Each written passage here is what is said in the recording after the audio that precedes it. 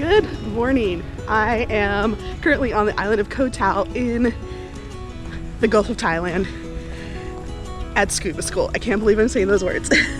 But today is day 2 with Band's Diving Resort. Headed down to meet my group right now. Last night we had our first lesson where we watched basically a 2.5 hour long video with some basics, just kind of an introduction. And then today we are actually going to be getting fitted out with our scuba gear. We're gonna do a review and then we're gonna get in the pool for like our first introduction, I guess, to scuba. They call it confined dive because we're safely in a pool, but we're gonna go over all the basics. I'm not sure how much I'm gonna be able to show you because I'm gonna be busy. The resort is massive. It's divided by this main road. Most of the pools and half of the accommodations are up at the top, which is where I am, which is great, but it does make walking up a steep hill at the end of the night a bit of a challenge. I'm gonna pick up a water. I have my own water bottle, but there's no place to refill it. So I've been buying kind of the smaller size water bottles so that it'll fit the side of my backpack. So I'm always on the lookout for protein, and I just found that at 7-Eleven they have these Skippy, I don't know, sheets of peanut butter. I would have to get my phone out and check to see how much protein is actually in them. It's all in Thai, but there's an option if I feel like I need protein because I don't like nuts. I never thought I'd be looking for breakfast in a 7-Eleven. They don't make them like this in the States. So the usual lady wasn't there selling fruit, and then I went across the street to the other stand and nobody was really there. There's a lady sleeping, but I don't think she was working. So there was this cute little cafe next door where I got a peanut butter protein ball, which cost the same amount as one of those peanut butter squirt tube thingies. So I guess I won't be getting those. So one of the questions I get a lot is when I tell people that I'm going to Koh Tao to go to scuba school is, how did you know that's the place to go? Well, I've spent years reading travel blogs, watching travel YouTube videos, and just one of those things that you pick up after a while, just one of the, industry secrets. And so for the longest time, one of my goals has been to get to this island to go to scuba school. And the fact that I'm actually here doing it is still pretty surreal. And that I have to keep reminding myself that I'm here, that I'm doing it.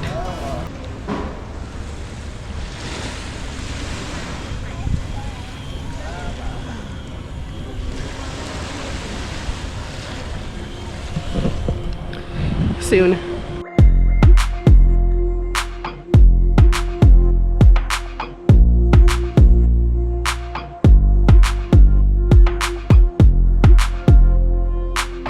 Back up to the same class we were in yesterday.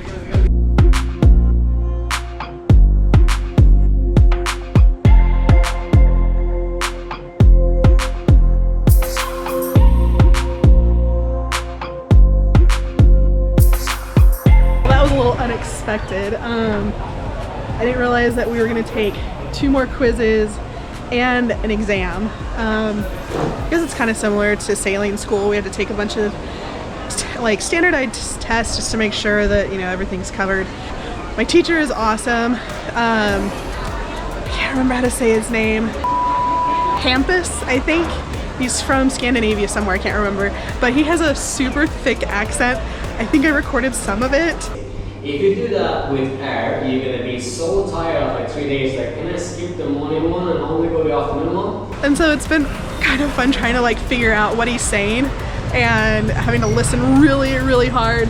So now that I finished my exam, I have 2 hours. I'm gonna go grab some lunch, and when we come back, we're gonna go get our scuba gear and then head up to the pool for a little bit of instruction. Yeah, the problem is I'm at the bottom of the hill. In order to dump all my stuff off, I'm gonna have to go back up to the top of the hill. Ugh, life is so hard right now. It's a little drizzly, so I'm gonna switch over to my dry bag that I used once when I was hiking the Koh Tao sticky waterfall, so glad I get to put that to use again. Our instructor told us we'll be in the pool for about 3 hours minimum. We're gonna learn to get all of our gear on and work on our buoyancy, which is really exciting. So starting the hoof back up to the room. It's really not that bad. It's just hard when it's muggy outside.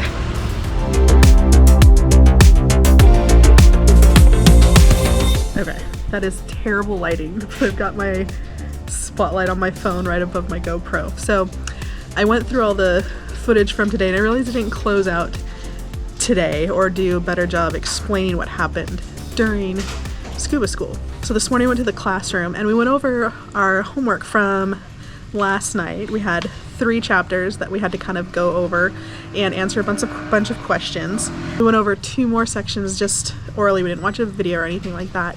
Answered those questions, and then we took a 50-question final quiz. We had a 2-hour lunch break, and then we came back, got fitted out in our scuba gear, and then headed up to the pool that I figured we were going to use, which was so nice. And we worked on different skills such as, you know, putting everything on, taking everything off, using our regulator, being able to breathe underwater, which was so awesome. And then also how to clear our mask underwater, what happens if we lose our mask. So we practiced being underwater, taking our mask off and putting it back on. We felt like what it was to run out of air. Our instructor turned our air tanks off so we could feel like what it's like to not be able to breathe, which was, it was totally safe. It was like less than half a second where we couldn't breathe, and we learned how to use our buddy's regulator to breathe. It was a little nerve-wracking, not gonna lie, doing all these skills underwater. And then we went down to the deep end, we practiced our buoyancy, which was a lot of fun. And then as soon as we were done, we took everything off, took it back down, and then that was it for today. As soon as we were done, I just went onto the beach and just walked around a little bit. It had been raining pretty hard. It's raining right now. And I just wanted to see the ocean. I just wanted to walk on the water, and it was absolutely beautiful. And then I went next door to the restaurant and sat watching the sunset. Which turned out to not be the best sunset, but that's okay. It was absolutely beautiful. And then went and grabbed some dinner, and now I'm back at the dorm. I am gonna we have to be up and meet our group at 7 o'clock tomorrow, where we're gonna get on the boat and start our first day in the ocean. I am so excited. All right, today is the day we're going out on the water. We stopped by 7-Eleven this morning to get a toasty, which is just like a ham and cheese toasted sandwich, but their power's out, so got a banana instead. It was better for me anyway. It rained a lot last night, so I'm hoping visibility is still clear. It's a little humid, but that's okay because I'm about to jump in the water.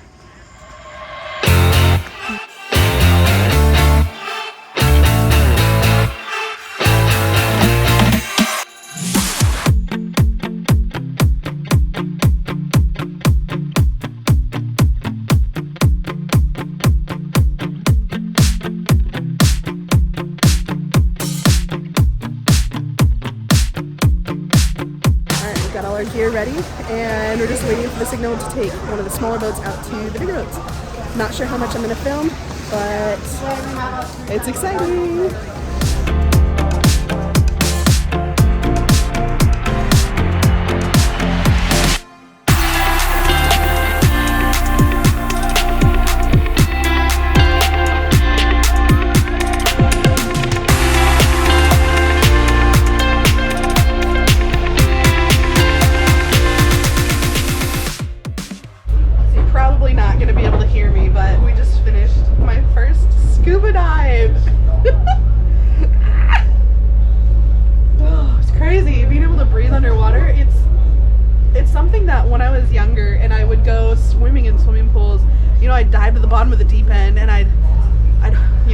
breath, plug my nose, and look up to see how far down I was. And no matter how much I held my breath, I couldn't stay down for very long. Being able to do that today in the ocean, seeing so many beautiful fish and coral, it was fantastic. This was amazing. I can't wait to do it again. Okay, so what we did was we took a smaller boat out to this bigger dive boat, and then we got our tanks ready, we got our BCDs, like our jackets ready, got our weight belts made. I have 9 additional pounds to help me get down, which is great because I'm naturally buoyant. And then we had a little debriefing on what we were going to do. We learned how to get into the water, so we did what's called the giant step. So basically you put on all your gear, you put your fins on last so you don't have to walk around too much. Stand on the edge of the boat, you put one hand on your weight belt so it doesn't come off, and then you put your right hand over your regulator that's on your mouth so you can breathe, and on your goggles so you can see. And you take a giant step into the water while looking up and plunge right in. Fortunately, I've done that before snorkeling, so it wasn't too crazy, and we're moving and it's raining. Doesn't matter because we're in the water anyway, so that's fine.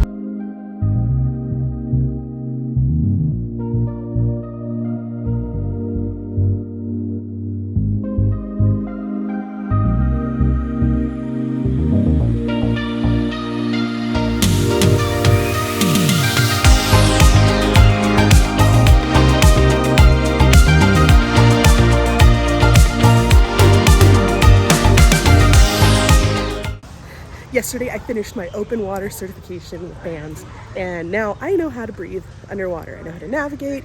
We did a couple last skills on our second to last dive where we took our mask completely off and then put it back on and cleared it. We learned how to use a compass underwater, and then we also learned how to kind of navigate some more narrow passages, so that for our last dive we just played like mermaids. Well, I played like a mermaid. And I loved it so much, I decided to stick around and do my advanced open water certification, which is starting today with 2 dives. One, we're doing a depth dive. We're doing a technical dive where we learn to use the compass even more to navigate ourselves underwater when we have no point of reference. And then tomorrow, I think we go on 3 fun dives. One of them is going to be a night dive. I don't know what the other 2 are going to be.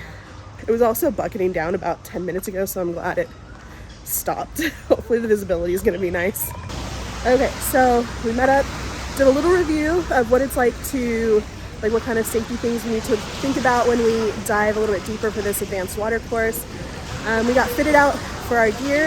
I have the same instructor as I did the last couple days, which is awesome because he's fantastic. And now we have a little bit of a break until we meet up with the dive boat.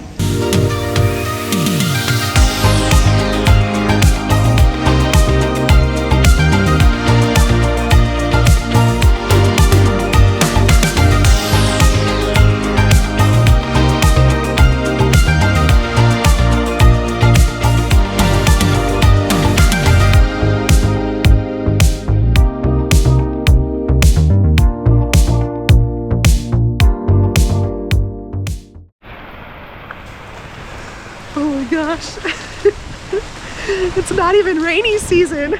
It's my final day of scuba, and it has been pouring for hours. But I'm about to get under the water, so I've embraced it. I'm wearing the same clothes as yesterday because I left them out to dry. They didn't dry, so it'll be wet anyway, so might as well just embrace it. We have 3 dives today. We're doing a wreck dive. I'm not sure how good the visibility is going to be, but honestly it doesn't matter. I just want to get in the water. I don't know what the next dive is that we're doing. I think we're going to talk about it and figure it out. We do have a few options. And then tonight we are doing a night dive. And originally Hampus told us that we were going to still be able to see because it's Thailand and it's not fully like pitch black. That could change because the sky is dark and rainy, but that's all right. I feel safe using an instructor. I'll be fine. This is just not what I expected, but that's okay. Kind of like when I was in sailing school and one of our days was like a super stormy day.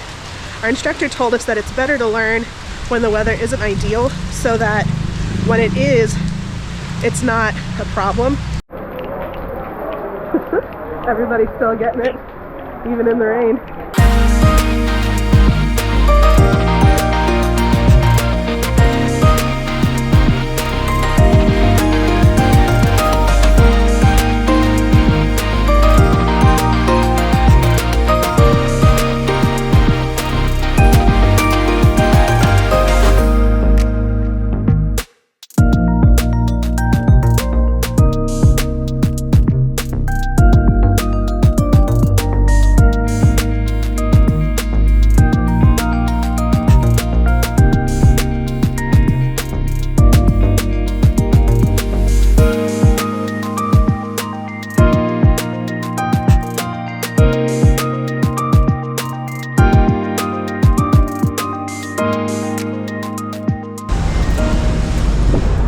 Also, I learned that every boat out here gets blessed by the monks. That's why there's like the shrine on the front of the boat. That's pretty cool. Oh my gosh, my fingers are so pruny. Oh my goodness. I also am seeing a lot of like nicks and scrapes that I've never seen before. I know that one of them is from when we were descending on the line. I think either yesterday or the day before. All of a sudden I got something sharp on my hand. I was like, oh my gosh, what is that? It's a rope, it's a line. Anyway, there are like little barnacles growing on it because it's, you know, it's in the ocean. So I was like, oh, okay. So I was much more careful after that. What an experience. This is a bucket list experience. One that I pushed myself to do and continue on with the advanced open water. I'm so grateful that I did that and that I trusted myself in order to be comfortable enough to do this. And I'm super grateful for my instructor and always making me feel safe.